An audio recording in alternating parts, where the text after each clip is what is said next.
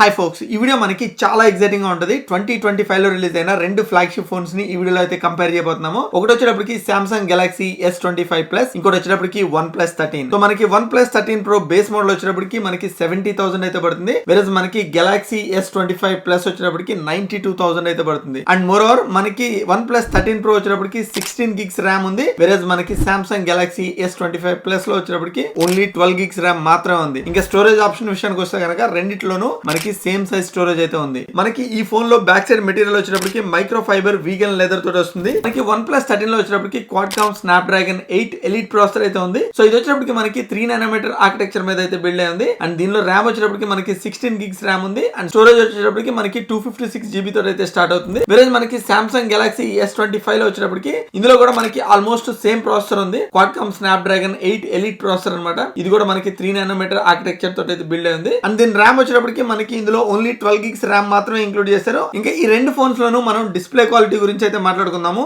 రెండు ఫోన్స్ లో కూడా డిస్ప్లే క్వాలిటీ వచ్చేటప్పటికి నెక్స్ట్ లెవెల్ ఉంది. ఒకవేళ దీని గురించి కంప్లీట్ డీటెయిల్స్ కావాలంటే కనుక డీటెయిల్స్ అన్ని మన ఛానల్లో అయితే అవైలబుల్ ఉన్నాయి. మీకు ఇలాంటి ఇంట్రెస్టింగ్ వీడియోస్ మీరు ఫ్యూచర్ లో చూడాలనుకుంటే మన ఛానల్ కి తప్పకుండా సబ్స్క్రైబ్ చేసుకోండి. బాయ్.